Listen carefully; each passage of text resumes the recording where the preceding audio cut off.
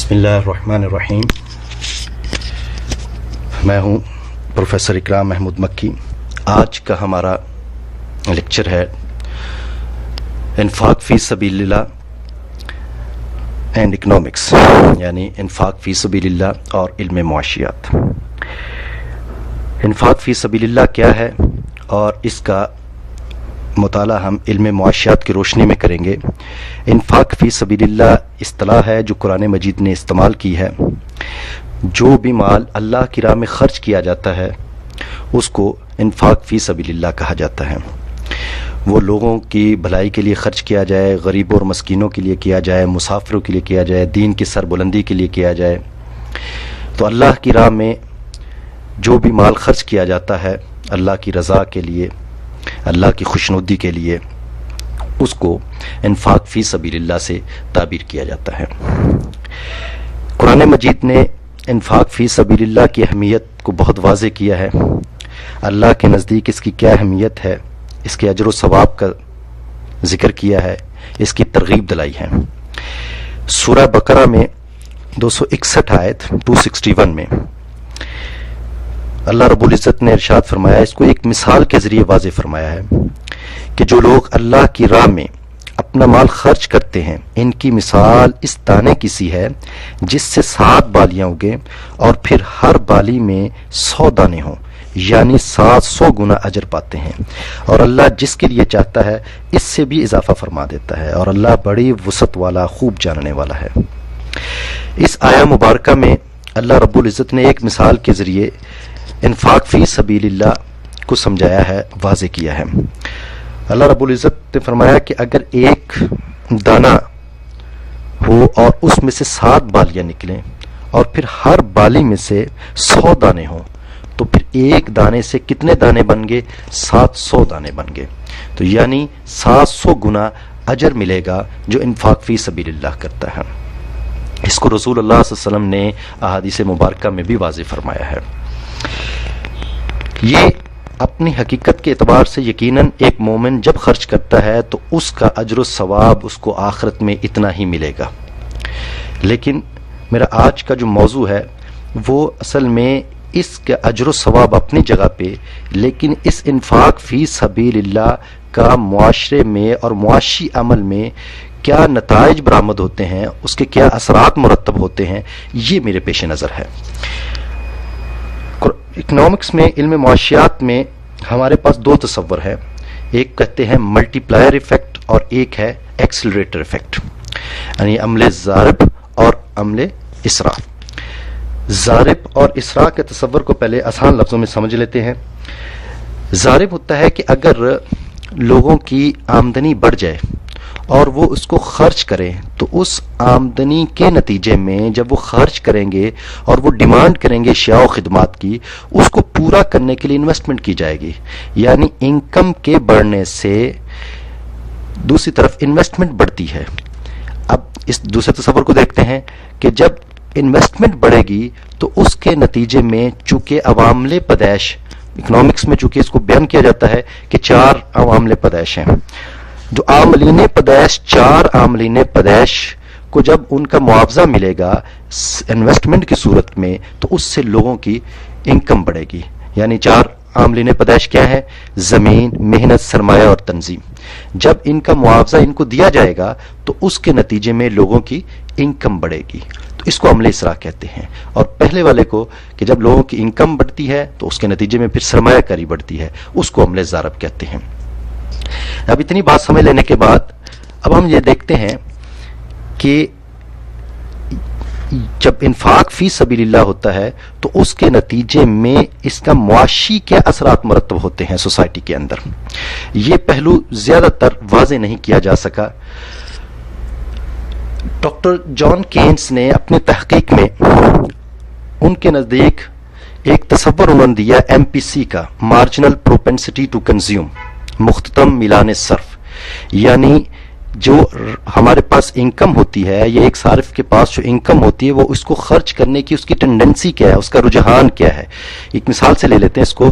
مثال کے طور پہ ایک شخص کے پاس 100 روپیہ ہے اور وہ اس 100 روپے میں سے 90 روپے خرچ کر دیتا ہے، تو ہم یہ کہیں گے کہ اس کا جو ٹینڈنسی ہے وہ 0.9 ہے، یعنی 90/100 اس کو اگر ہم اس کے ایم پی سی نکالیں تو اکنامکس میں اس کو کہیں گے کہ یہ 0.9 ہے۔ اسی طرح اگر ایک امیر شخص ہے، اس کی انکم 1 لاکھ روپیہ ہے، وہ اس میں سے منتھلی انکم اس کی 1 لاکھ روپیہ ہے، تو وہ اس میں سے 50,000 خرچ کر دیتا ہے اور 50,000 سیو کر لیتا ہے۔ وہ جو 50,000 اس نے خرچ کیا ہے، تو اب جب ہم اس کا ایم پی سی اگر نکال لیں تو اس کے نتیجے میں اس کا 0.5 اس کی ایم پی سی آئے گی۔ تو کینٹس کی تحقیق یہ تھی کہ غریب لوگوں کا ایم پی سی زیادہ ہوتا ہے اور امیر لوگوں کا ایم پی سی کم ہوتا ہے۔ یہ بات بھی بالکل واضح ہے۔ اس کی وجہ یہ ہے کہ جب انکم تھوڑی ہوگی تو اخراجات کو پورا کرنے کے لیے یقیناً زیادہ خرچ کیا جائے گا اور اس کے نتیجے میں سیونگ کم ہوگی، تو ایم پی سی زیادہ ہوگا۔ اب اس تصور کو ذہن میں رکھتے ہوئے اب ہم اپنے دیکھتے ہیں انفاق فی سبیل اللہ کی۔ انفاق فی سبیل اللہ میں جو رقم خرچ کی جاتی ہے، جو مال خرچ کیا جاتا ہے، اس کا فلو کیسے ہوتا ہے؟ وہ امیروں سے غریبوں کی طرف ہوتا ہے۔ امیر شخص اللہ کی راہ میں خرچ کرتا ہے تو وہ پیسہ، وہ روپیہ وہ غریبوں کو طرف جاتا ہے۔ جب پیسہ غریبوں کی طرف جائے گا تو اس کے نتیجے میں چونکہ عام آدمی، غریب آدمی، مسکین آدمی جو ہے اس کا ایم پی سی زیادہ ہے تو وہ اس کو خرچ کرے گا، وہ زیادہ سے زیادہ اس میں خرچ کر دے گا۔ جب وہ زیادہ سے زیادہ خرچ کرے گا تو وہ اشیاء و خدمات کی طلب کرے گا۔ جب وہ اشیاء و خدمات کی طلب کرے گا تو نتیجے میں ان اشیاء و خدمات، جتنی زیادہ انفاق فی سبیل اللہ ہوگا اتنا ہی زیادہ چونکہ اشیاء و خدمات طلب کی جائیں گی، غریب آدمی کا ایم پی سی زیادہ ہونے کی وجہ سے وہ زیادہ طلب کرے گا۔ نتیجتاً کیا ہوگا کہ اس اشیاء و خدمات کی طلب کو پورا کرنے کے لیے سرمایہ کاری کرنی پڑے گی۔ جب سرمایہ کاری کی جائے گی تو اس کے نتیجے میں پھر اسی پروسیس میں پورا گزرنے کے بعد ان امیر لوگوں کو پھر اسی طرح ان کی انکم میں اضافہ ہوگا۔ جب ان کی انکم میں اضافہ ہوگا عمل اسراء کے تحت تو نتیجتاً وہ پھر اور انفاق فی سبیل اللہ کریں گے، تو جس کی وجہ سے پھر لوگ جو ہے وہ اشیاء و خدمات کو بڑھائیں گے۔ نتیجتاً یہ ایک معاشی عمل شروع ہو جاتا ہے۔ اگر دولت کا ارتکاز امیر لوگوں کے پاس رہے اور چند ہاتھوں میں رہے تو نتیجتاً نہ ان کو زیادہ فائدہ ہوتا ہے نہ سوسائٹی کو فائدہ ہوتا ہے۔ اس کی وجہ یہ ہے کہ وہ پروسیس جو ہے، جو معاشیات کا معاشی پروسیس ہے، وہ رک جاتا ہے۔ لیکن اگر پیسہ امیروں سے زکوٰۃ کی صورت میں بھی اور بالخصوص انفاق فی سبیل اللہ کی مد میں زیادہ سے زیادہ خرچ کیا جائے گا تو نتیجتاً قرآن مجید جس کی طرف اشارہ کر رہا ہے کہ 700 گنا اجر ہوگا، یقیناً یہ آخرت میں تو اجر ہے ہی ہے، لیکن یہ اجر جو ہے اس کا حصہ دنیا میں بھی ہمیں ملتا ہے اور یقیناً اس پروسیس کے بعد وہ اتنا ہی گنا بڑھ جاتا ہے۔ تو جس سوسائٹی میں جو روپیہ ہے وہ امیروں سے غریبوں کی طرف ٹرانسفر کرے گا، وہ فلاحی معاشرہ بنے گا اور اس میں معاشی عمل تیز تر ہوگا۔ لیکن اگر اس کے انورس ہو، الٹ ہو اس کے، تو پھر یقیناً ارتکاز دولت ہوگا، جس کے نتیجے میں پھر ہیوز اور ہیوز ناٹ کی تقسیم بڑھے گی، جس کے نتیجے میں پھر بہت سارے مسائل جنم لیتے ہیں۔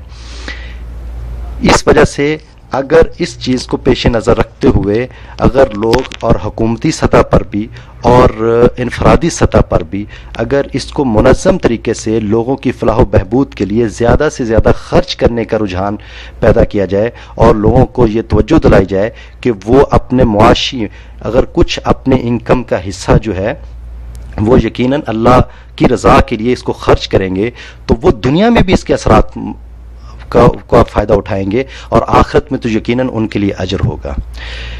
اس کی وجہ یہ ہے کہ یہ جو معاشی عمل ہے یہ پروسیس ہوتا ہے پورا، اس پروسیس میں کمپلیٹ ہونے کے لیے اس میں امیر لوگوں کو، عمراء کو اپنا حصہ ڈالنا چاہیے اور جو غریب طبقے ہیں ان کے لیے بہتری کا سامان کرنا چاہیے۔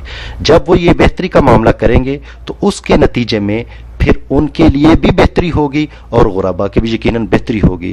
تو یہ میں نے اپنے اس لیکچر میں یہ کوشش کی ہے کہ اس کا یہ فنومینا اور اس کا یہ پروسیس جو ہے وہ ہماری سمجھ میں آ جائے اور ہم اللہ رب العزت نے جو مثال دے کے ہمیں سمجھایا ہے وہ آخرت میں یقیناً اس کے ہم مستحق ہوں گے، لیکن اس دنیا میں بھی ہم اس کا فائدہ اٹھائیں گے۔ وآخر دعوانا ان الحمدللہ رب العالمین. شکریہ.